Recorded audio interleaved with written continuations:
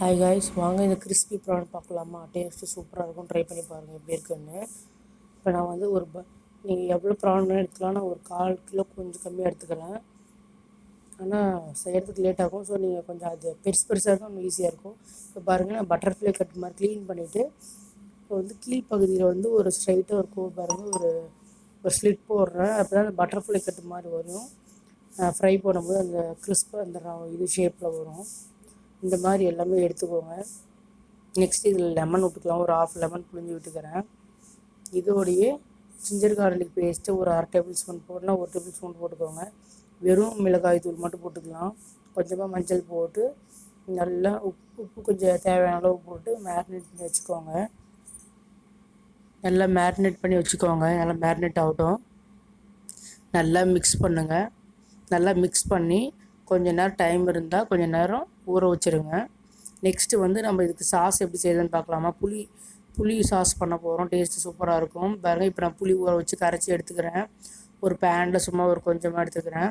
நல்லா பாருங்கள், நல்லா கொதிச்சு வந்துச்சு. இப்போ வந்து மீதி பொருட்கள்லாம் ஆட் பண்ணிக்கலாம். நல்லா கொதிச்சதுக்கப்புறமா இதோடையே நான் மீதி பொருட்கள்லாம் ஆட் பண்ணிக்கலாம்.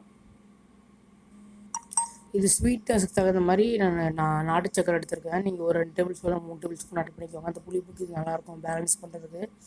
நெக்ஸ்ட்டு வந்து மிளகாய் தூள் நான் ஒரு 1/2 டேபிள் ஸ்பூன் ஆட் பண்ணிக்கிறேன். மிளகாய் தூள் ஒரு 1/2 டேபிள் ஸ்பூன் ஆட் பண்ணிக்கோங்க. நெக்ஸ்ட்டு வந்து ஜீரா பவுட்ரு இருந்தால் கொஞ்சம் அது ஒரு 1/2 டேபிள் ஸ்பூன் ஆட் பண்ணிக்கோங்க.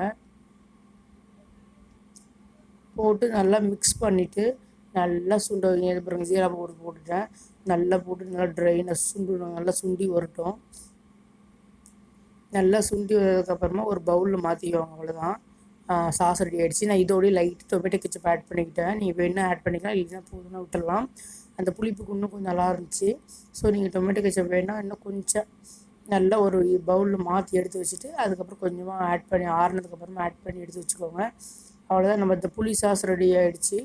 நெக்ஸ்ட்டு வந்து நம்ம எப்படி கிறிஸ்பி ப்ரான் செய்கிறதுன்னு பார்க்கலாமா? அதுக்கு தேவையான பொருட்கள்லாம் பார்க்கலாம்.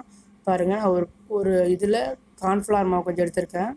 இது வந்து கார்ன்ஃப்ளெக்ஸ்ன்னு சொல்லுவாங்க. இது அடுத்து முட்டை. அவ்வளோதான், இது 3 பொருள் இருந்தால் போதும். நம்ம இப்போ கிறிஸ்பி ப்ரான் செஞ்சிடலாம்.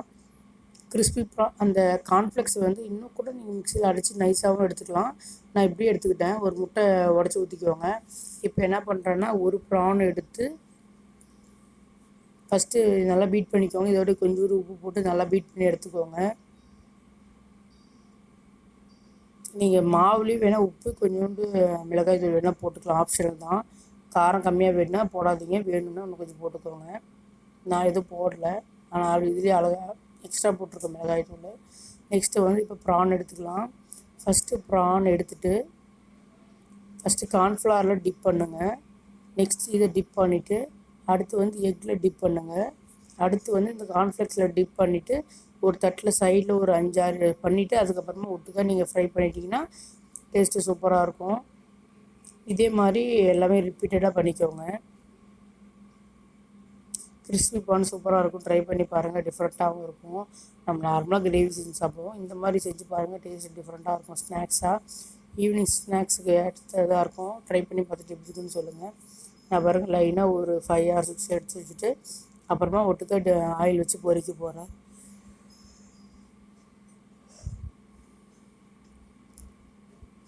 நீங்கள் இன்னும் பெரிய பெரிய ப்ரானாக இருந்தால் இன்னும் சீக்கிரம் வேலை முடிஞ்சிடும். நான் குட்டி குட்டியாக எடுத்துட்டேன்.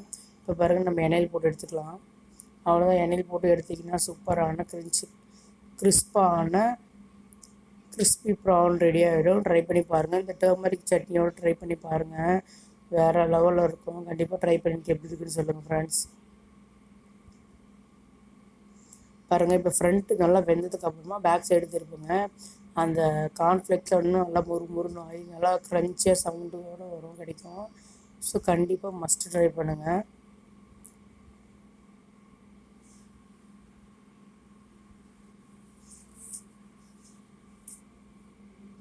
மெயினாக அந்த கார்ன்ஃப்ளெக்ஸ் தான். நீங்கள் பிரெட் க்ரம்ஸில் போட்டால் அந்த மாதிரி வராது, சவுண்ட் க்ரன்ச்சியாக வராது. ஸோ நீங்கள் கார்ன்ஃப்ளெக்ஸ்லேயே ட்ரை பண்ணுங்கள்.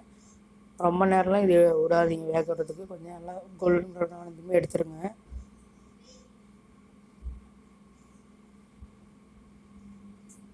நீங்கள் அந்த கார்ன்ஃப்ளெக்ஸ் வேணால் கொஞ்சம் மிக்சியில் அடித்து போட்டுக்கிறீங்க. இன்னும் கொஞ்சம் இந்த திரி இவ்வளோ பெருசாக இல்லாமல் இன்னும் கொஞ்சம் சின்னதாக வரும். ஸோ அவ்வளோதான் பாருங்கள், சூப்பராக ரெடி ஆகிடுச்சு கிறிஸ்பி ப்ரான். ட்ரை பண்ணி பாருங்கள், டேஸ்ட்டு சூப்பராக இருக்கும். என்னுடைய பசங்க ரொம்ப லைக் பண்ணி சாப்பிட்டாங்க. குழந்தைங்களுக்கு இந்த மாதிரி கொடுத்தீங்கன்னா எங்கள் பாப்பா ப்ரான் சாப்பிட மாட்டா. ஸோ இந்த மாதிரி செஞ்சு கொடுத்தது நல்லா சாப்பிட்டா. ஸோ அவ்வளோதான். இப்போ டேஸ்டிங் பார்க்கலாமா?